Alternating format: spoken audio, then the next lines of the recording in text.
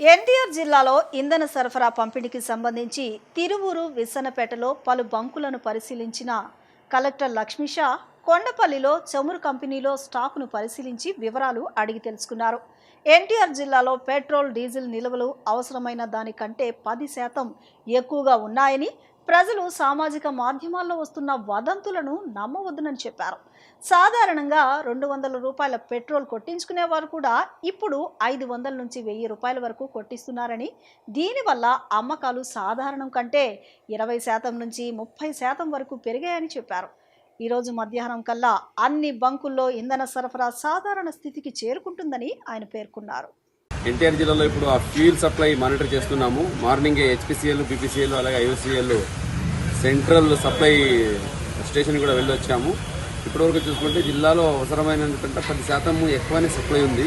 కానీ బయ్యింగ్లో చూసుకుంటే 25 నుంచి 30% ఎక్కువ బై చేస్తున్నారు. చిన్న ఎగ్జాంపుల్, ఇప్పుడే వెళ్ళి మన ఒక బైకర్తో మాట్లాడితే జనరల్గా ఆయన 200 రూపాయలు కొట్టించే అతను ఈరోజు 500 రూపాయలు కొట్టించాలనుకుంటున్నాడు. ఎందుకంటే సార్ తగ్గిపోయిందని చెప్తున్నారు అంటున్నారు. అంటే ఈ సోషల్ మీడియా వల్ల లేదా ఈ ప్రైస్ పెరుగుతుందనే అపోహంతో చాలామంది ఎక్కువ వేయించుకుంటున్నారు. దానివల్ల ఎవరికైతే అవసరం ఉందో వాళ్ళకి ఆ షార్టేజ్ వచ్చే అవకాశం ఉంది. ముఖ్యంగా ఇప్పుడు అగ్రికల్చర్ యాక్టివిటీస్ జరుగుతున్నాయి, హార్వెస్టింగ్ జరుగుతూ ఉంది.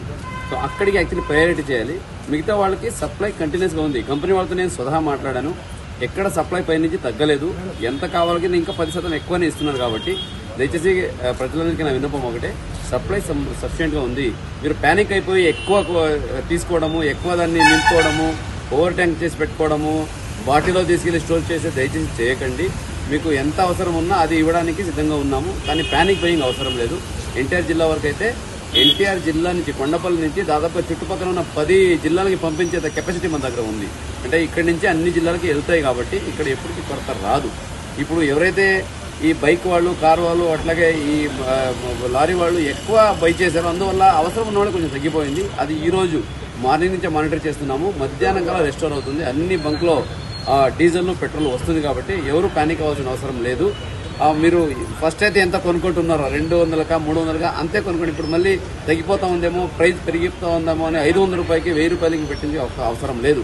అలాగే బాటిల్లో పెట్టుకోవడము ఇటువంటి దయచేసి నమ్మకండి. సోషల్ మీడియాలో కొంతమంది వ్యూస్ కావాలని ఎక్కువ మంది పెట్టుకుంటున్నారు, దాని అవసరం లేదు. దాని ద్వారా ప్యానిక్ క్రియేట్ అవుతుంది తప్పితే సొల్యూషన్ లేదు. సొల్యూషన్ ఆల్రెడీ గౌరవ ముఖ్యమంత్రి వాళ్ళు కూడా మనకు టీసీ తీసుకొని చెప్పారు ఏం చేయాలని. ప్రతి పెట్రోల్ బంక్లో అధికారులు కూడా ఉంటారు. అగ్రికల్చర్ రైతులకు కావాల్సిందంతా ఎంతైనా ఇవ్వడానికి సిద్ధంగా ఉన్నాము.